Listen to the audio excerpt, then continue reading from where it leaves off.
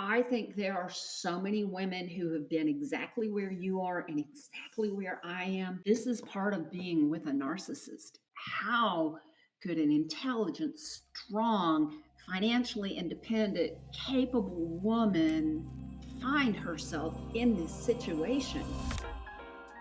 Welcome to This Too Shall Suck podcast, a fresh perspective on grief. I'm Loryn Denise, just your average millennial out here trying to have a conversation about a taboo topic that nobody wants to talk about. It's important to know that grief doesn't just happen when you lose someone. It can happen at any moment in your life. And it doesn't have to be all bad. It can actually be a really beautiful process. And as a millennial who had to process her own grief, I knew it was important to bring a more lighthearted, fresh perspective and create a safe space to discuss a topic that is typically uneasy. As I always like to say, we like to talk about the real of grief, the whole grief, and nothing but the grief. This Too Shall Suck podcast, a fresh perspective on grief, starts now. Welcome back, welcome back, welcome back. Welcome back to another week's episode of This Too Shall Suck podcast, a fresh perspective on grief. If this is your first time here, welcome. If it's not your first time here, welcome back. Thank you so much for coming back. I love you all. Before we get started, you guys already know what I'm about to ask. Make sure you rate, review, and follow on Spotify and Apple Podcasts. It would just allow me to get this amazing podcast out here, allow others who are going through the grieving journey to come and join us in this community of being able to grow through our grief together. So thank you in advance. Let me know when you do. Send me a message, email me so I can personally thank you because I just love you guys. So, today, as you probably see, we're going to be diving into the grief of being with a narcissist. So I do want to do a trigger warning that in this conversation that I have with my friend Wrenetta, we are talking about, maybe some abuse that has happened, not only physically, but emotionally as well. It's a good conversation. And if you are listening to this episode, if you're in the situation dealing with a narcissist, or if you have a friend who may be in the situation dealing with it, I urge you to listen to this episode as well, because I was the friend in this situation, right? Like with, Wrenetta and watching her be in this relationship and getting out of this relationship. But also, I had a revelation during our conversation that you'll hear that I probably was with a narcissist as well.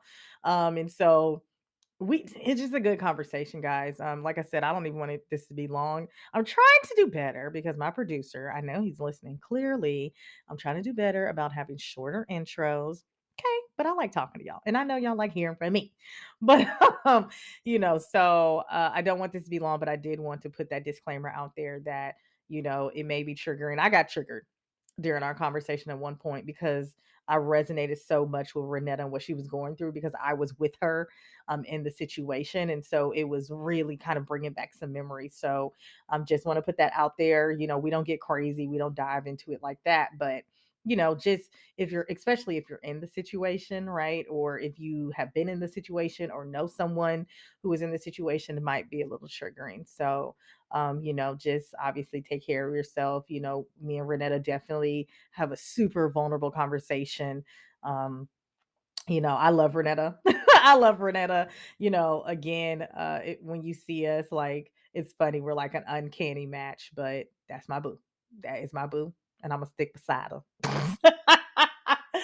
But, we'll get into this quick break. And then after the break, you will hear this amazing conversation from Wrenetta and I on the grief of being with a narcissist and how she got out of that relationship of being with a narcissist. What's up, my loves? I hope you're enjoying the episode so far. I just wanted to come to you really quickly to let you know about a brand new partnership that I have with Streamline Podcast to bring to you the Podboxx. The Podboxx is literally a podcast in a box. So if you're looking at me on YouTube or if you're listening to me, you're probably wondering what this new equipment is, why I sound so different. It's because I am using the podcast in a box. Literally, the Podboxx is a podcast in a box, you guys. It comes with a microphone, a boom arm, all the cables that you need. It takes 5 minutes to set up.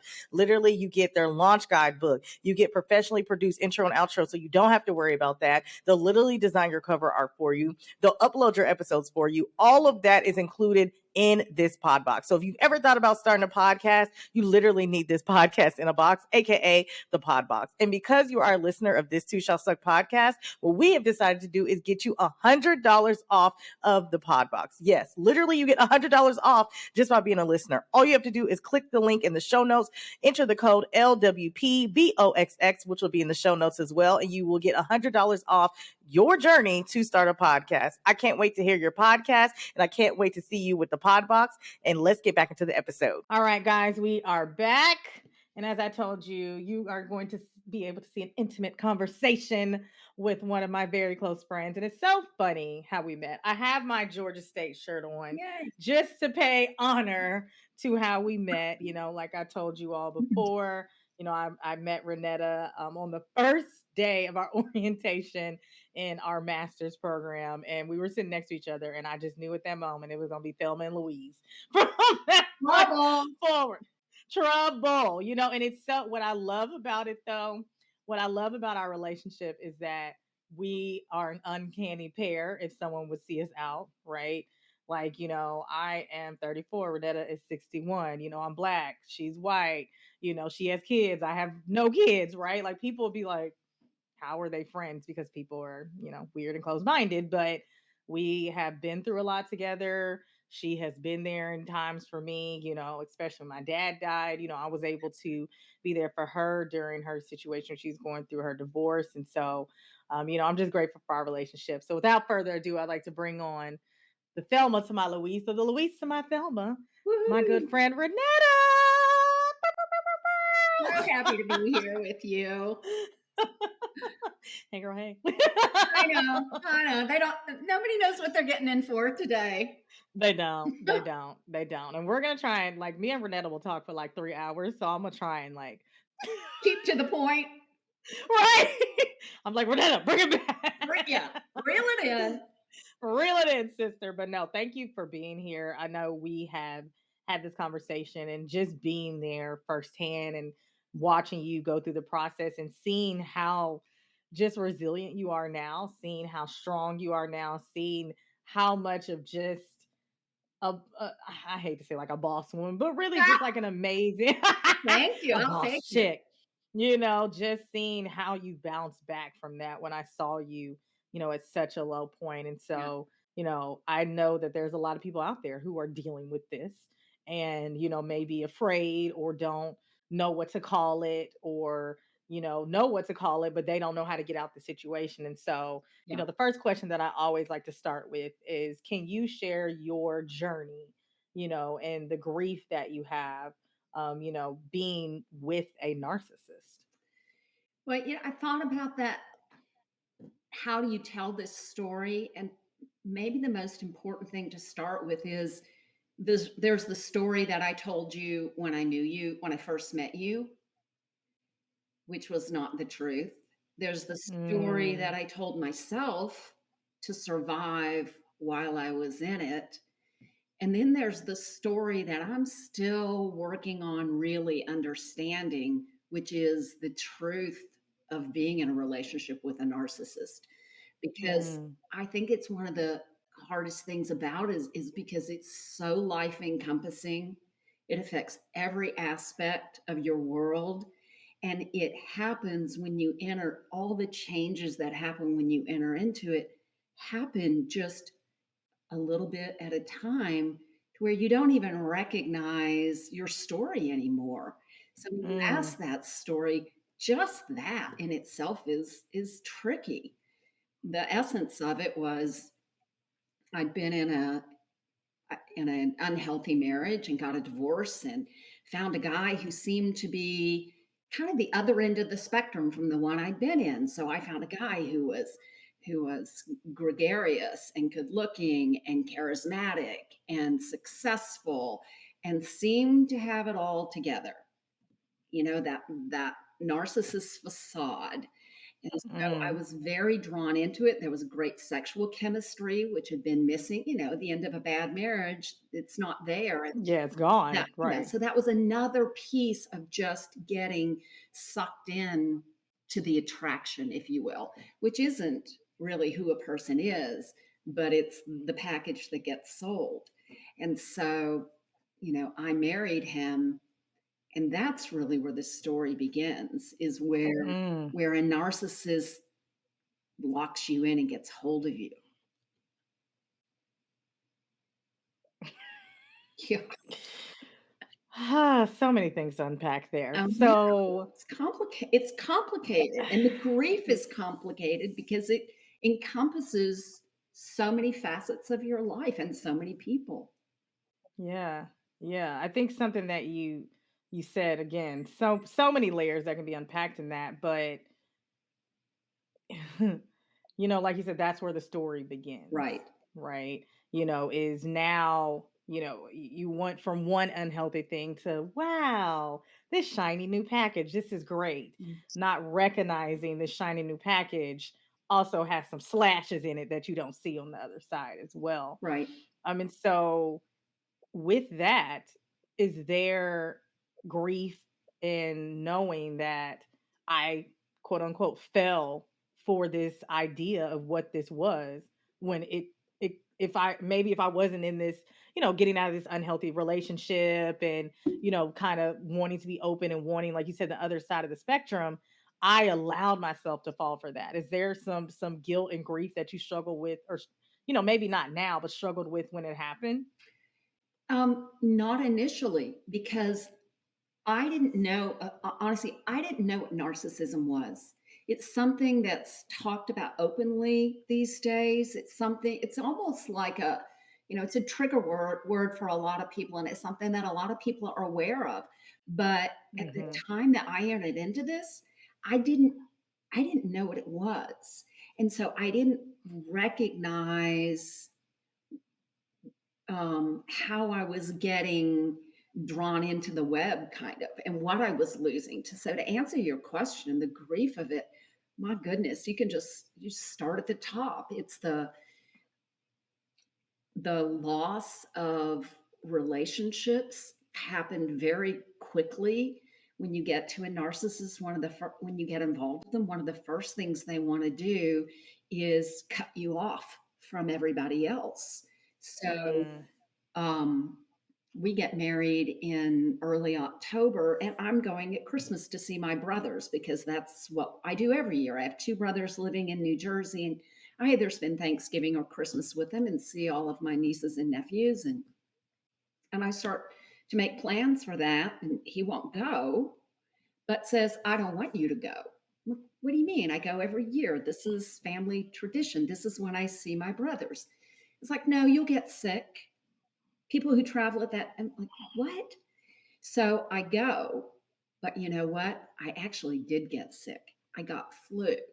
So I come back and I'm sick. And guess what? He gets to be right.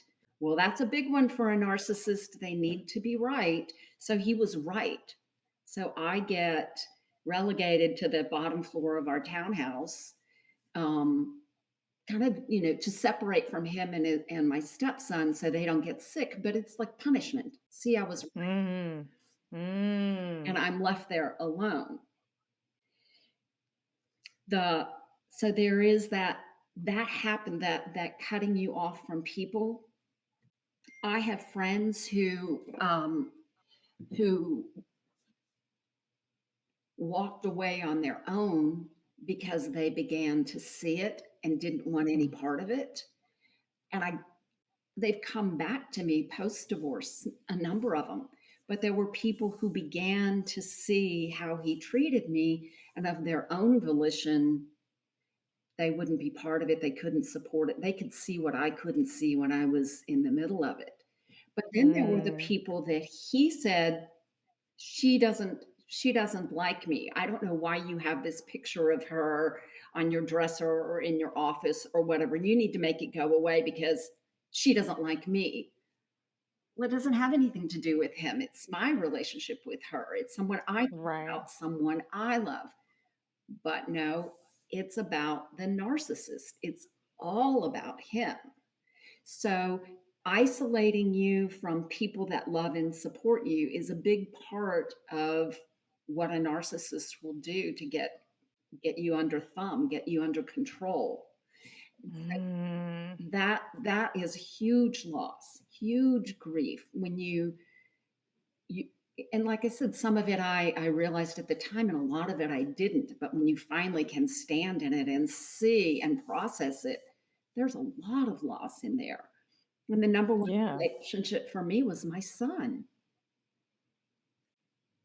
How difficult did he make it for my grown son to be with me, and how painful was it for my son to see me make that choice to be in that relationship when he had perspective to know it wasn't healthy. So that was huge. Yeah. Yeah. That's a lot. God, like, you know what's so funny? Like listening to you, I think back into a specific relationship, two specific relationships, and I'm like, was I with a narcissist? Mm. Because they did that. Like they isolated me. Every time I was trying to go out with my friends, it was a super huge deal. It was just a thing. Yeah, Like I literally am sitting here thinking about that. and did he want you to build him up? Oh yeah, girl, for So sure. so part of what that guy and you were in your relationship, he wanted you to make him look good. He Absolutely. wanted you to make him feel good about himself. Was that part of it? Absolutely. Absolutely. Yeah. Like work, run his business, like Mhm. do the things for him. Like, if somebody was trying to say, so like, you need to be on my, yeah. Right, right. Mm, That's one of the interesting things is once you begin to recognize it, you can see it. But when you're in it you can't see anything. financially, you know, financially, that was a big piece of it is to make me financially dependent. Oh my God. I quit my job for him because he wanted me to like, oh my God. I was Support with the narcissist, y'all. I'm support having his like a whole business, right? revelation right now. Right? And did he make you feel good about the ideas that you brought to his business? And did he build you up about how awesome you were to be helping him To be helping him, of course. Yeah. in his business? And Yeah. so that, so first the financial piece before I move on from that, and then we'll go to the build up and tear down. But the financial piece for me was we bought a house 2 months after we got married, and I sit down we're selling a rental property that he owned, and we're buying a house. So wasn't it convenient? It isn't even COVID. We had attorneys come sit at our dining room table and sign papers. And I get to the papers to sign for our house that we're buying, and my name is not on them. I'm like, what? And I have three strangers at my table, two attorneys and some third person, the other person Right. who's selling a house. So I'm sitting with this group of three strange men, and I get papers and my name's not on it. And I don't know that's going to happen. And I turn to my husband of 2 months and say, what are we doing here? And he Right. said, this is my house. I said, what do you mean? I'm your wife. We just got married 2 months ago. This is our house. Right. And he starts signing papers and passing them down. And I'm, what am I? I'm embarrassed. I'm shocked. I'm humiliated because now I'm trying to speak into this with strangers there, and he's not walking off with me and having a separate conversation. He's just going to get it done. So I've sold my home. I don't own a home anymore. We're buying a house together. Wait, I don't have a home. I have my car. When my car needs to be replaced, we don't buy a car and put it in my name. He puts it in the company name. And there's good reasons and rationale for taxes and why. But again, I don't have a home. I don't have a car. And oh, by the way, I worked with him, which was complicated, but 15 years in a company that I helped grow, and he fired me. So now I'm financially dependent, don't own a car, don't have a home. He start this is I have nothing. yeah. Well, I mean, I have money in bank and savings, but Yeah, he of doesn't have course. a But freshman in like, college. but us married, Yeah, yeah. And let's change. I've been doing taxes and doing financial work for years, and now let's change the passwords on the Schwab account so I can't see where the money's going. Excuse me, I'm presenting papers to add me onto the account because we're married now. And right. he's making it so I can't even see it. I'm 4 months in the marriage and I'm at an attorney trying to get it annulled or trying to figure out how to get out. He starts 4 months putting in. screws down so hard, so fast. I'm like, I've made a horrible decision. I need out. And ultimately, it took me 4 years to get out. 4 Mm. years. There was that much control. It's hard. When did you know that he was a narcissist? Because again, like you said, being in there, you don't know, and obviously 4 years. But I think maybe the first question, maybe, and maybe you know the answer to this or you don't. What are some signs? You know, you hear like, oh, textbook narcissist, but what are the Yes. signs of like a narcissist? Because I had no idea Yep. really until talking to you and understanding your situation. Because everyone says narcissist, but what is that, and what does that even mean? Yeah. Yeah. It's control is the number one word. They want to control. They are it's all about them emotionally. They aren't emotionally available. So he would ask me, "How was your day? How you doing?" And all he wanted me to say was good, fine, and then he'd walk through the room, never actually wanting to know how I was. I'd leave and go on a trip for a week, 2 weeks, be gone, walk in the door, having been gone for a long period of time. Did you have a good time? Yes.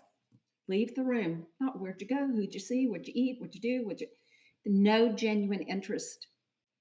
It's all about what you can do for them. So there is a piece where a narcissist. So you think, how did I get there? How am I in this with a narcissist? Because you're asking Right. what's their tendency or what's the characteristics.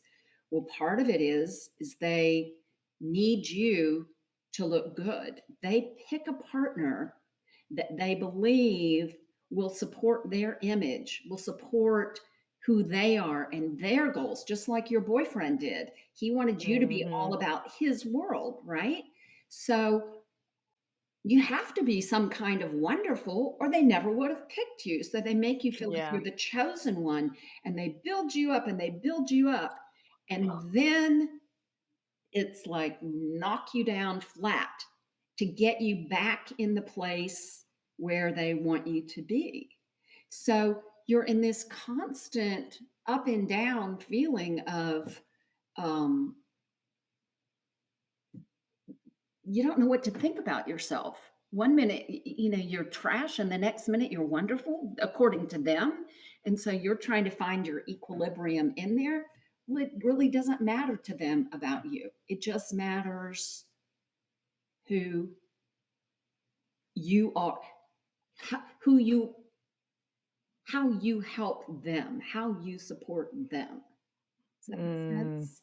Yeah, yeah. So, God, look, I'm like having all types of revelations right now. Like, I'm like, oh my God, I think I was literally with a narcissist because everything she's saying was my whole entire relationship, and like it got violent. It was out of control. See, and that's not a small thing, Lauren, right Yeah. there. And I don't know if you want to go there now.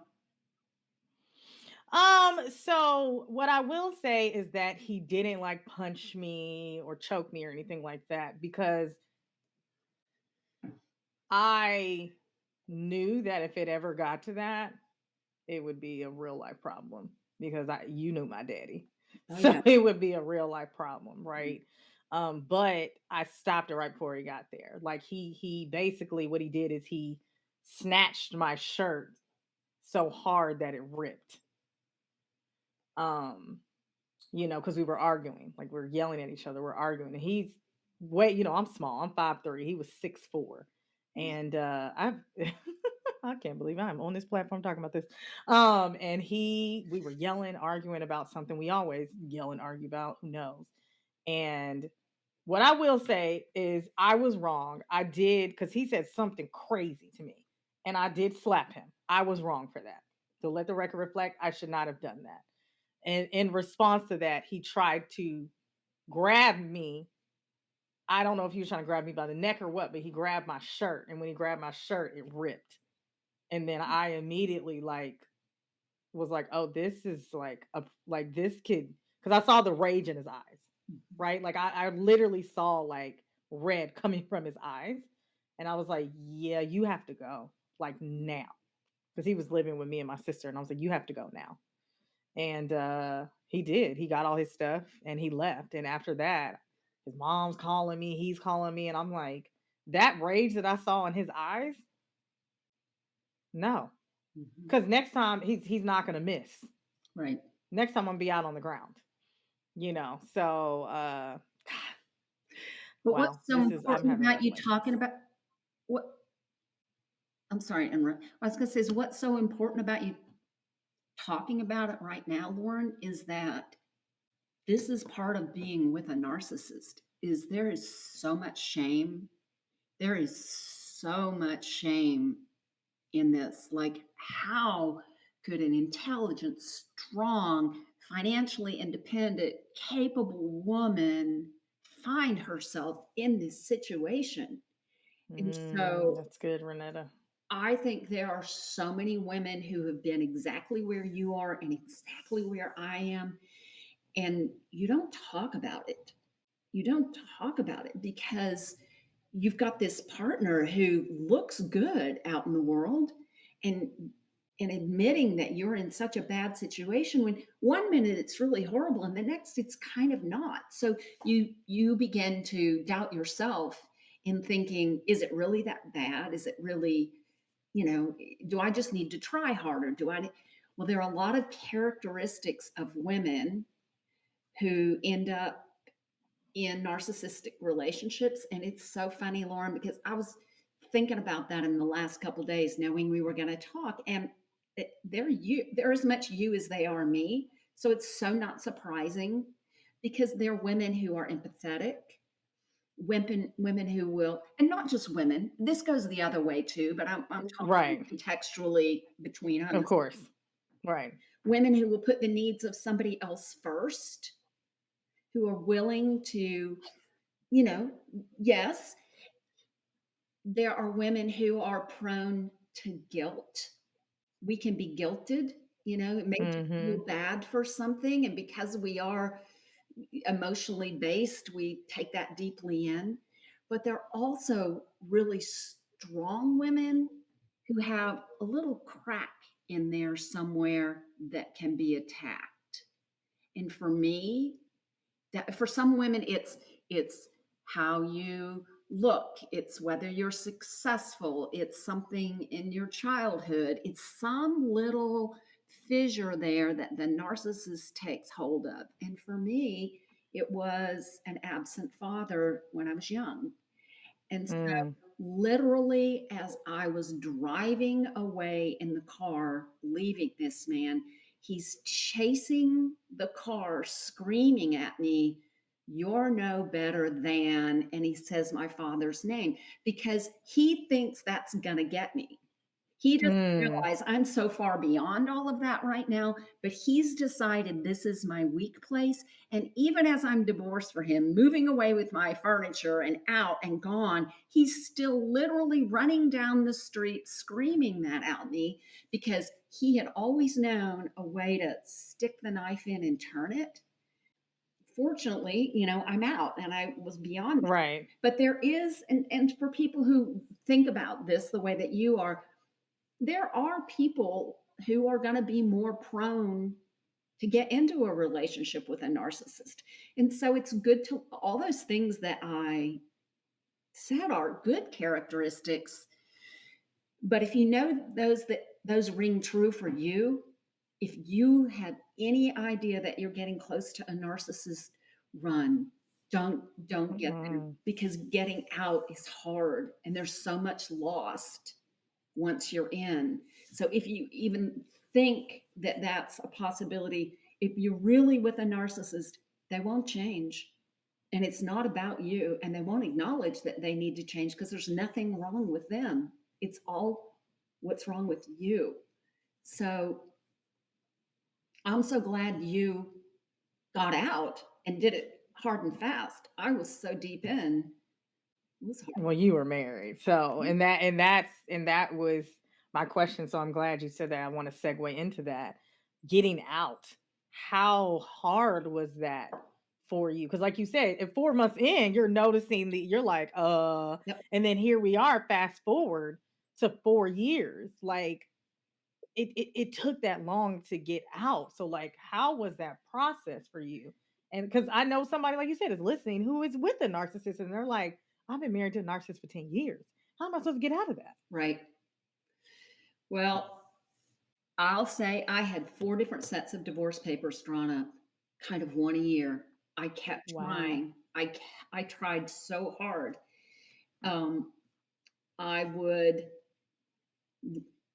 I don't know if it was maybe twice before the final time I got out, I literally rented a storage unit and would sneak things out of the house when I knew he would be gone playing, at the gym on a Saturday morning. I would take family things or like the things that mattered the most to me, that if I had to get out tomorrow, if it happened like that, what would be the sentimental things that would be irreplaceable for me? And there were Mm, 2 different times where I snuck it all out and then I snuck it all back in, because it was such a yo-yo up and down, where I'm gone, I'm going to get out, and then I would get scared.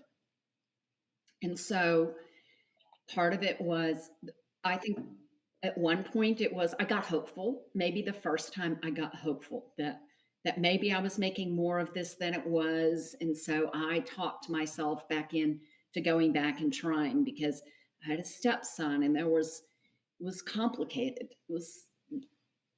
It was scary.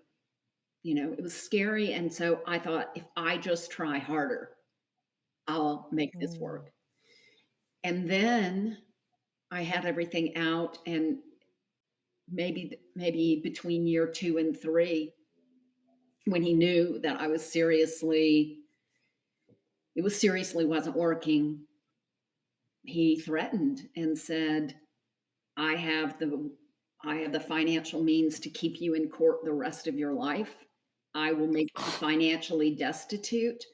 I I Uh-uh. will make sure I will make sure that you are financially destitute. And so if I went to court and started to fight a divorce, his end game was keep me there and file another motion, and just deplete me financially, so I had nothing. And Oh my gosh. so you have to stay, is what he said. You have to stay. You cannot leave. That's just so weird to me though, Renetta, because there's a couple things that when you were talking, it almost parallels to someone who's in a domestic Yes. violence situation. Yes. Yes. Because like I keep hearing you say, like, I moved things out and then I came back, but I was scared, right? And then him saying, like, I will financially deplete you. But it to me, what's weird to me, and I don't know if again this is all situations, but to me, listening to yours, it's like it didn't even sound like you really liked me or loved me like that, but you don't want me to go anywhere. Right. Why? I'm there to serve him. Oh, And that included sex at some point. You can imagine at the end, but it's just laying there like a rag doll. no, I wasn't lame. He lived in a separate 15 by 15 room and didn't even intersect Y'all my weren't life by even. the time you knew me. But um he had his demands, and he wanted me literally putting on something slinky and pretty and red lipstick and coming in every night before I would go. He wanted sex on demand every night. I cannot. And you try and talk to somebody and say, if it was a real relationship, it's like, honey, uh, I just had the kid at the doctor today, and he's running 103 fever. And I was up at 5 o'clock this morning, and I'm a little snot covered and a little tired.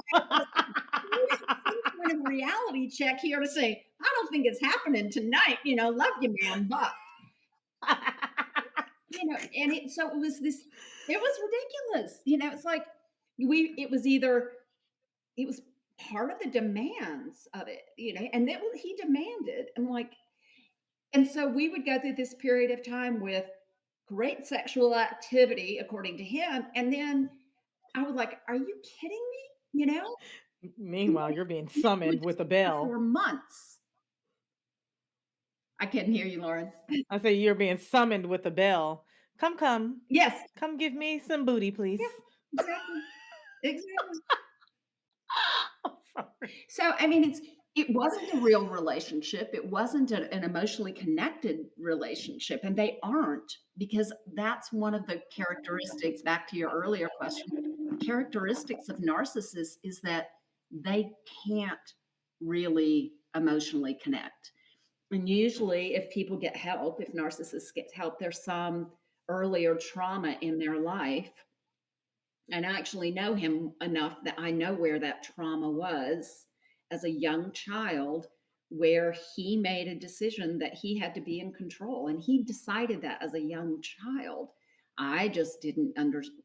I learned that about him later in life, but I didn't understand how it played out in his psyche. And Mm, so they're not looking for that deep emotional connection, and you won't get it. You won't get it with a narcissist. And so yeah. being in there, how did I get out? Well, I did the most important thing. If anybody's in there and trying to get out, you're going to have help. You're going to have help.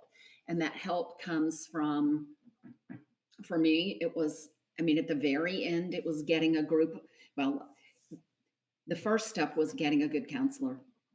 And so I had been working with a woman for a period of long time, really. But because I didn't understand narcissism, I wasn't giving it up to her. I wasn't telling Mm, her my truth. Remember at the beginning, I said there was the story I told the world and the story I told myself, and what was the truth?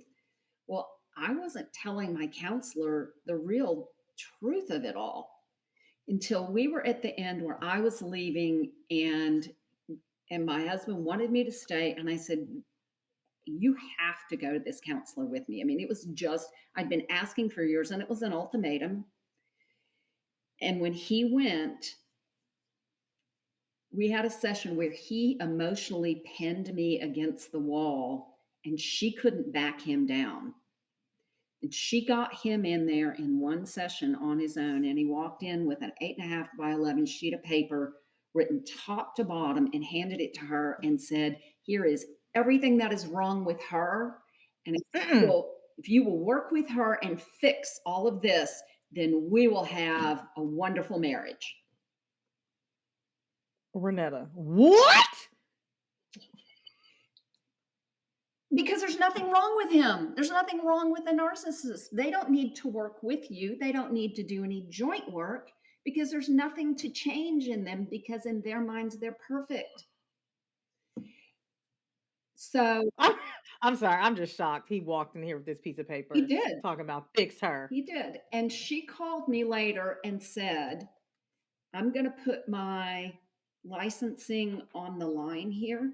She said, he's the most extreme narcissist I've ever seen. And she said, Mm. and you need out, and you need to not let, you need to file for divorce, but you don't tell him until the day you do it. Because she said, I think your life will be in danger. Oh, wow. And so it was at that point where I had a trained counselor who'd seen him one on one, who called me and revealed these things to me that I thought, well, obviously I'm not making more of this than there is. And at that point, I Right. couldn't even begin to understand how complicated and bad this thing was. But she affirmed for me, um, yeah, this is bad, and you need to be afraid. And so Wow. for me, the actual end in your question of what do you advise for other people? When I actually moved out, I had women there with me. If you've got Yeah, I remember. bring them too. But I had to make sure I was never in the room alone with him. Um, I had a conversation with him the night before I moved out. I had packers come and then moved the next day. And he called me that night. I was staying in a hotel. I'd been out of the house for a month and called and said, you've taken too much. You can't have it. And started, he didn't say that that night. He said that the next day, but he started threatening me. He started threatening me. And so I got off the phone. called my attorney and said, are all of my affairs in order for my son? Because I want to go on record. I'm not sure I'm going to live through tomorrow. And I want to make sure I've done everything I can to take care of my son. Oh my God, Wrenetta. And I woke up the next day and I get to the house and I have people with me. I have movers, I have friends. And I get there and he's locked the house and won't let me in because he's not in control. And the narcissist has got to be in control. So I called my attorney and she said, the divorce is done, it's finalized, and you don't own the house. So you have no rights to the house. So I'll petition with the court, but it could take 3 months. You just need to go find somewhere to live, and we'll deal with it. This is in June, as we're at the end of as we're in our graduate program, No, I remember. going into finals, going into Yeah, I remember when you called me. I was like, do I need to drive out there? Because yeah, I was ready. So I actually, ended up getting access into the house. He got so agitated in the middle of it all. I ended up having to call the police. I stood out on the front steps in front of the house with the police and said, again, am I making too much of this? And they said, no. This is the point when if a narcissist is going to lose control over you and they know you're leaving, this is the most vulnerable point. And this is why I bring this up to people to talk about getting out. It's an incredibly vulnerable spot because if it's about controlling you and you're taking control and you're leaving, this is when women get shot. This is when women get killed. So it's not a small thing when you say, when you said that guy grabbed you, that's underneath the surface with a lot of narcissists. And it may not come to the surface until they truly feel they're losing control of you. So if you're going to get out, whatever it costs, get out. It doesn't have to cost you your life, but make sure that you have strong support around you. You have a place to go. For a lot of women, it's just like in another abuse situation. You may have to go to a place where they don't know where to find you. You may have to go to a shelter. You may have to take some extreme measures. I knew because of this guy that once I left, I was dead to him, and I haven't heard from him since. But that's not the case with everybody. But with most narcissists, if they can't control you, it's over. Now, it's really different if you have kids and you still have to interact. That was literally my next question is what if you have kids with this narcissist? Yeah, there are a lot of strategies for how to deal with narcissists. And I would say get help. Do not try and figure this out on your own. It's not intuitive. It's not logical. It's not going to make sense to you. But there are ways of communicating. There are ways of working with an attorney to get a divorce. You have to have an attorney who understands the strategy of divorcing a narcissist. You have to have one who understands the strategy of working with a narcissist to how you draw up your child custody agreements. I mean, there's a lot to think about because with kids, you're going to be dealing with this for a long time. So you want to protect yourself from the get-go. I got in a support group. Well, when I first got out, I did PTSD training because if you truly think you're going to get killed, you have trauma in your body, area in your body. And even just sitting down here today to talk to you, Loryn, as I waited, I had to kind of get my body and stand up, get in my body, get centered in my body because I could feel the energy, the fear energy start to move through my system, just even knowing I was going to talk about it. Yeah. So it will live in your body. So I did PTSD work, then I did a support group, and I've just recently started in on the work of how do I make sure I don't carry this forward the rest of my life? Because you lose a lot of trust when you see things a certain way and it's not that way. And so I just want to make sure that my relationships, friends, family, I don't know if I'll enter in another romantic. Whoa. I'm not putting any money on the table on that. Not sure I'm ever going to go there again, ever. Right. But that was what I was thinking about is, I know we've talked about it. You're like, I think I'm cool. I think I've done enough. I think I've had my fair share. I'm gonna just sail off to the sunset and live my best life, which I am not mad at either. Mhm. But, I can imagine, I think about, like, again, thinking back to me being in that relationship, but somebody who is probably like, may want or desire another relationship, but now they're terrified Right. because they're like, this person was charming and they were these things, and they get into this relationship that's essentially almost like, having some domestic. For me, it got to a place where it almost really got there. Like, even though it was like a light version of it, it almost got there. But, when you said that this is when women get shot, I don't, like you said, the feeling that went through my body when you said that, like, I was literally trying to hold back tears over here, because that is what happens. You had wherewithal to call the police. You had a group of friends. You had movers. But I'm trying not to get emotional. Like, I just think about those women who didn't have that, or even men, right, who didn't have Yeah. that and are in these situations. And again, people don't, this person looks like they have it all together over here. Or maybe your friend group is like, something's wrong here, but you're so in it, you don't understand. Whew, I don't know why this is like triggering me. Because you Yeah, went through this with me too, Lauren, and it just resonates. It's all in your body. yeah, Uh, I think one of the hardest things is because you get isolated. You don't always have you don't always have your brothers there. You don't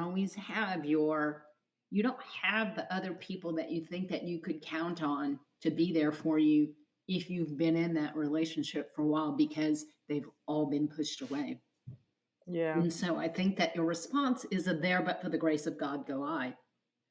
yeah, Think, when I think about how this has changed me, part of it is that I think I have way more compassion and way less judgment for looking at someone else and looking at someone else's life and saying, what is the truth of it? Because don't you know, the hardest question of all for me has been, how did I end up in there? How did I hmm, allow this to same, happen to yeah, me? And so if I think that I had a lot of privilege and a lot of advantages going into it that other women didn't, not everybody has the education that we have. Not everybody has yeah, the parental support and siblings and things that you and I have in our lives. And so, right, I think about it and I think, if there is anything good to come out of this podcast, it's to help people be just a little more cautious. How am I change? I'm a little more cautious to look at a relationship and say, what is it really? And to be just step back a little bit more before you're all the way in to say, what's the truth of this? Because I felt it in my gut. I had the instincts that told me it was there. It didn't all mm, start the day I married him. That's not right, truth. That is not my truth.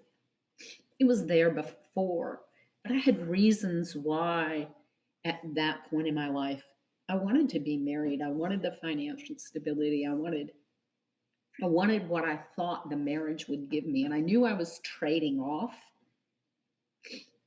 what you knew. Lauren, was my mother had early onset Alzheimer's, and I was at right, my age. She was already in assisted living, and I had a son going to college, and I thought, I don't think this guy's perfect, but I think he comes from a good family, and I think he'll take care of me if I end up there.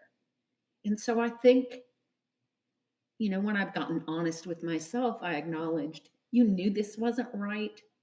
It wasn't the right relationship for you, but you thought if you took care of him, then when you needed taken care of later, he would take care of you. And in my mind, that was some kind of okay trade off. As much as I would subconsciously or consciously acknowledge it, but it's not. For all the things that you will lose for being in a relationship with a narcissist, it's not worth it. And so if you have any inkling that that's where you're heading, don't. Don't. It won't change. It won't get better. You're not going to fix them. But you have a nature like me who thinks you can. You can be loving. You can be supportive. You can do all those things, and it will be wonderful. And it won't. You'll get lost. Mm. Wrenetta, don't make me cry. Oh, it makes me cry, Loryn, because there's so many layers to this that you can't see when you're in it. I couldn't have explained this to you 3 years ago. Yeah, I I didn't know. understand. I know you couldn't even explain when it happened. No, I had no idea. And because I didn't know. That's why I'm saying learn about people. I haven't done a really great job of listing all the characteristics of a narcissist, but maybe we can look it up and post it on the podcast and say, here's a good list. You know, look for these signs.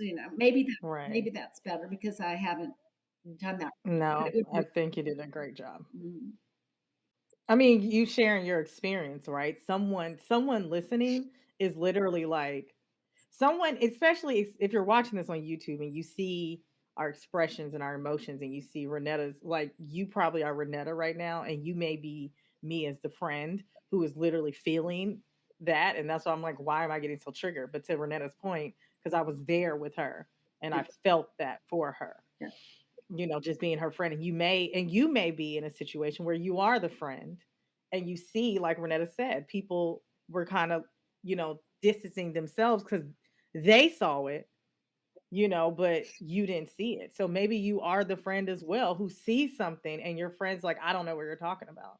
And so you're choosing to remove yourself. So it's hard, right? Because it's like I want to be there, but I can't be there if you're not even going to be open to it. So it's yes, such a slippery slope, and I don't even know like where to go with that besides to say just continue to try. yes, Just try. yeah, Because one day they're going, like you needed people there when you were moving out, or they might be trying to get out, and they need you, right? And they need to be able to call you and you pick up, and they're in a space where they're not safe and you're that safe space. So just keep trying. You don't have to completely write them off. You don't have to be like, well, they'll fix. Just try, because you never know how much someone really is in danger if you're not trying. right, Because if you see it, 9 times out of 10, that person is probably in danger, but they don't see it yet. right. And I would hate for anyone to be in a space that they didn't try and something happens to their friend and now they're feeling away. And maybe that's why I got so triggered when you said that about this when women get shot, because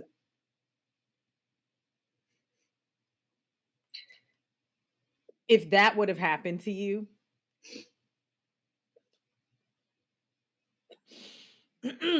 yeah. So, um, just keep trying. If you're listening and you have a friend who is in this situation, if you are in the situation like Renetta said, get out, get out.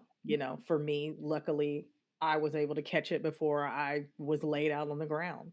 He snatched me up and he got out. But what if I would have stayed and continued and we would have argued again? And then next time he would have laid me out, or he would have done like he would have choked me.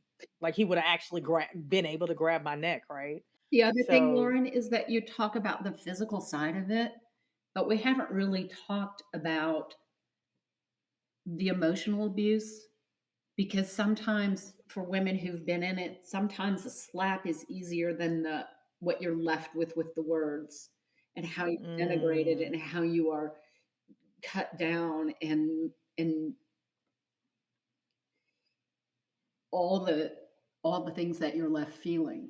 And emotional abuse can be It's terrible. it can be worse than physical abuse sometimes, and I don't want to minimize either one. I'm just saying we haven't really talked about that, that even in Mm. a relationship, that even if it hadn't been the slap, there are the places before that where he said the things to try and make you do what he wanted, or to make you feel less than. And that takes a while. It takes Mhm. the we say get out. And then one of the words you use a lot, Loryn, is grace. Have grace with yourself when you get out, because it takes time to heal, because it takes time to understand how all the ways that you have been affected by it. And there's Mhm. probably a relationship between how long in and how long out. So just don't get in. But if you're in and you get out, be gentle with yourself, because I think one of my gifts of COVID was I had a very at home, quiet year that helped me heal and helped me have time with my son. And I needed it all. I couldn't have jumped back in full scale into life because I had a lot of healing to do. And so just try and try and be gentle with yourself and find other people who will do that with you, because you'll need it. Mm. You'll need that. Mhm. You need nurturing to come back to yourself, because I didn't even know who I was anymore. And a lot of people talk about who they were evolving to during COVID and how they were. I spent that whole year trying to remember who I am. Well, Mm. oh gosh, you're that and you're this and you're capable of this and you can do this. And in my last year here that I've been living out of that expression of who I am. But I couldn't go from in the narcissist relationship to that without that space to actually reaffirm for myself who I was before the narcissist. And then you can decide if you want to change or you evolve or whatever, but you have to go back and recollect yourself and say, "Oh wait, I am this person first," and get grounded solid in that, and then move forward. That's good, Renetta. Because that emotional abuse is definitely like I feel like that's a whole episode because that emotional abuse Yeah. is real life. I definitely was in now that I do know I was in an emotionally abusive relationship in college, but a child who knew. I'm like, no, it's fine. He's not like not telling me what to Yes, he is more. Like he literally is telling you in your friend's face that you can't go do something and you are 19 years old Yeah. and he is 19 years old. This is silly. So, Yeah. so many good things. We'll sit here all night and talk, but like I said, we'll try and tailor it in. So, There's I always yeah. huh? So there's what? There's hope. I guess that's is to say you can get out and you can heal. One of You if can. there is hope, you don't have to stay stuck where you were. But I don't think that you can stay and be healthy if you're genuinely in a Mm, relationship with a narcissist. I don't think that there are degrees, of course. You can have somebody who has little narcissistic tendencies. Okay, that's that. That's personality. Okay, right. we can do that. But genuinely, if you're there, you're not going to have a healthy relationship. And so the sooner you get out, the sooner you can get started with healing and moving on to the next part of your life that maybe not for me, maybe for you, who knows, but maybe they're healthy relationships to be had. Right. Right.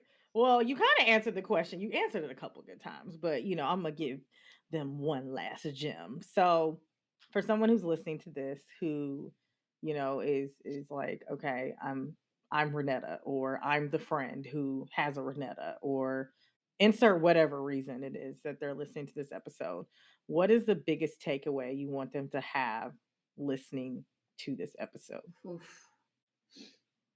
or takeaways? It could be multiple. Yeah.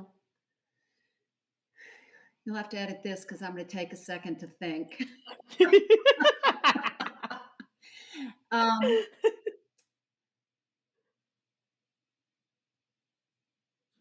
I think the biggest thing is to understand that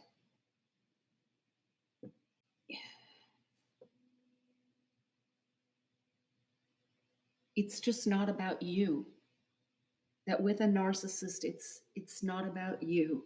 And so no matter how you try, no matter what you do, wow, this is a hard one, Loryn. Mhm. Hold on, seriously, I'm gonna think for a second. What is the real takeaway on it all? Um, And again, it could be more than one because you've said so many things already. yeah. Um,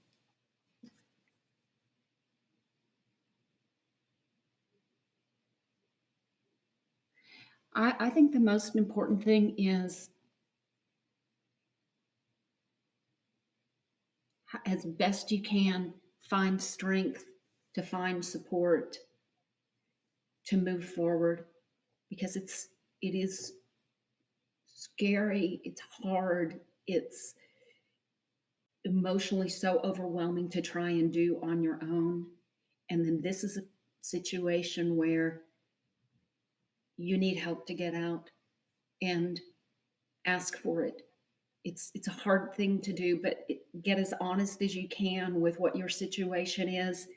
And maybe it's not the people most immediately in your life. Maybe they've gotten hurt in the process or ostracized, or maybe they've given up on you.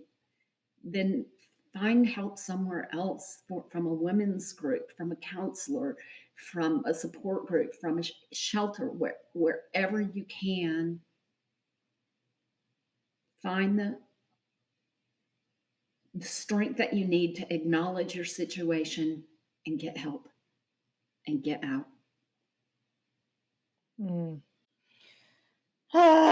Well, what a deep conversation today. Not as giggly as we usually are. I know. People are probably like, Pretty she didn't giggly. laugh a lot this episode. I know. I know. But it's okay. It was a necessary conversation. And so thank you for being here and being open and vulnerable to that. Cause I know that wasn't easy, obviously. As you see, we both kind of had our moments. But thank you. Thank you, friend. Well, love doing it for you. And the purpose of in this is so intentional in hopes that what listen to other episodes and get a good giggle. But if this one helps somebody, because we do good, but if this helps somebody move forward, then We did what we need to I'm do. glad you joined us today. I'm glad you spent this time today. If in some way it gave you some strength and some hope, then it was a good time spent together. We did what we needed to do, sister. Yeah. Right. So if somebody just wants to reach out and be like, oh, Renetta, thank you so much. Listen to that episode, or where your support groups, where can they find you? The easiest way is my first name, WRENETTA at me.com. Or I'd give a phone number if somebody wanted a phone number because Don't get crazy. yeah. Don't get wild. You can find her on Facebook. But if somebody wants to talk, reach out, I'm there. Hit her up. She'll talk to you. Yeah. She'll talk to you. She'll talk to Well, you as her little laugh. yeah, sometimes you just need somebody else to say, I get it. I've been there, Mm-hmm. That's Yeah. true.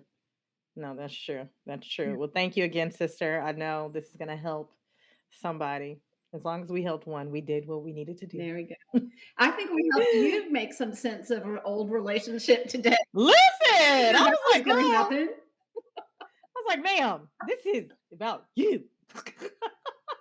Had me up here like, what you in a relationship with that narcissist? Oh my God. Well, I'm gonna have a fun therapy session about that. All right. Thank you, Loryn. Love you. You guys, woo! Look, you saw I was emosh. I was emosh, okay? I was emosh back there.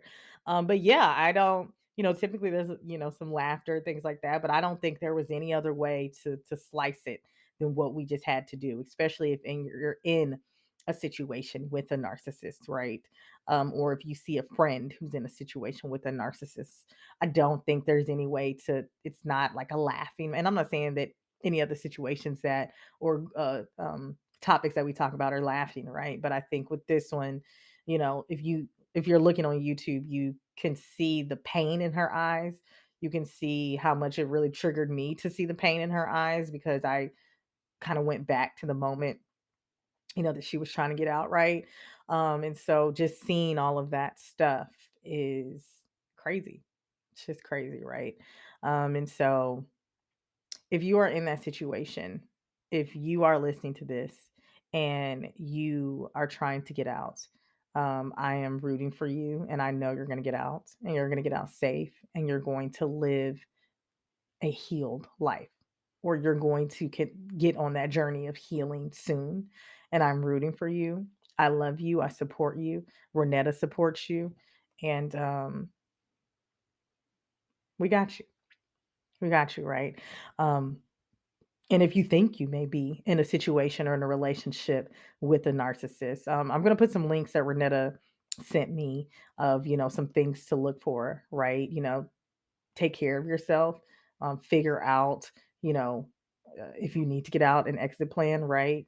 If you have a friend who is in that situation, I know it can be hard, but keep trying. Don't give up on them, because one day they may need you, right? And you don't ever want to say that I pulled away because I saw something and they may have needed me, but because I saw that and it didn't really sit with me well, then I kind of pulled back, and then something happens and now you're in the situation. So, with all of this, right?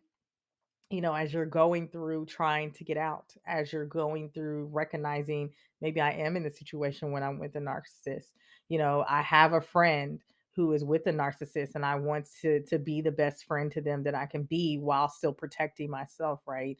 As you're going through all of that, as I always say, and as Wrenetta said as well, be kind to yourself and give yourself grace, because if you don't, who will? That is it, you guys. That is it. Thank you so much again for listening to another week's episode of This Too Shall Suck podcast, a fresh perspective on grief. If you haven't already, please remember to rate, review, and follow on Spotify and Apple Podcasts as well. Also, follow me on social media at This Too Shall Suck podcast on LinkedIn, Instagram, and Facebook. Please send me a message. I love responding to you guys. But if you don't have social media, feel free to shoot me an email at hello@this2shallsuckpodcast.com. Again, I love talking and responding to you guys. This episode and every episode is produced by my amazing producer, Mike Sick. And all the original music you hear in this episode is produced by my amazing producer, Jimmy Samaj. As always, guys, I love you so much. I'm sending you love and light in your life because you deserve it. I'll see you on the next episode. Mwah.